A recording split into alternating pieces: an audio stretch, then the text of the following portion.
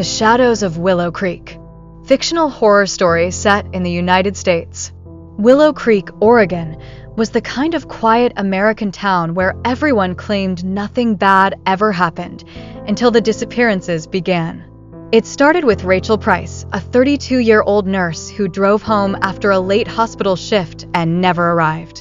Her car was found parked neatly in her driveway, door closed, keys on the seat. No sign of a struggle. The next week, Danielle Hart, a school teacher, vanished while jogging in the morning fog. Her phone was found still tracking her steps exactly 4:03 a.m. before the signal cut off. By the end of the month, 5 women had disappeared within a 10-mile radius. No bodies, no suspects, no witnesses. The police blamed it on someone passing through. The townspeople whispered about a serial killer. But the older women, those who'd lived in Willow Creek all their lives, had another theory. They said the forest had come alive again. The woman who heard the voices. One of the missing, Amelia Rhodes, a 27-year-old artist, left behind a journal. Her sister, Harper, found it under the bed while packing Amelia's things. The last page had only 2 sentences. They don't come from the outside. They're already here. Under those words was a drawing of tall, faceless shadows, standing between trees, with long arms stretching toward a woman running. Harper took the journal to the police chief. He told her she was grieving too hard to think straight. That night, Harper dreamed she heard her sister knocking on the window, not tapping politely, scratching, like nails on glass. When she looked outside, she saw nothing but the tree leaves swaying in the wind. Yet the glass was smeared with dirt in the shape of a hand. The forest that remembers.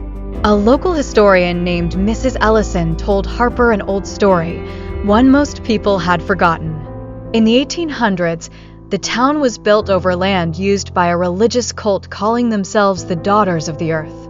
They believed the woods held spirits of women who were wronged, silenced, or abused, and that those spirits could be called back through ritual. When settlers destroyed the cult's meeting grounds, legend said the women didn't die. They dissolved into the forest. And sometimes, the forest took replacements. Into the trees. Harper refused to wait for answers. One night, just past midnight, she went into the woods where Amelia used to hike. She followed a trail of red string tied around branches, a habit Amelia had for marking her paths. After 20 minutes, the forest grew unnaturally silent. No insects, no wind. Even her footsteps felt muffled, like the earth was swallowing sound. Then she saw it. Amelia's jacket, clean, dry, and neatly hung on a branch like someone had placed it there. Before Harper could touch it, she heard a woman's whisper behind her ear. "You shouldn't have come alone." She spun around. Nobody was there. But between the trees, she noticed tall, pale figures, not solid, not smoke, gliding closer. Their faces were blank. Their hair hung like wet, dark moss. And where their hands should have been, roots wriggled like fingers. Harper ran. But the ground softened beneath her feet, as if the soil itself wanted her to sink. As she stumbled onto the main path, she heard multiple women's voices whispering all at once, overlapping in harmony and agony.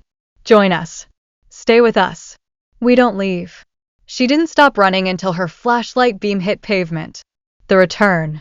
Harper made it out, but she wasn't the same. She moved out of Willow Creek within days, refusing to explain what she'd seen.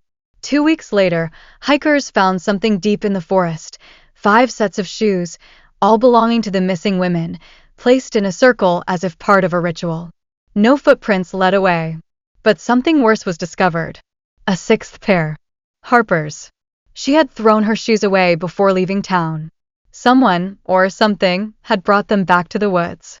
And the forest of Willow Creek is still watching, still waiting for the next woman who doesn't believe the stories.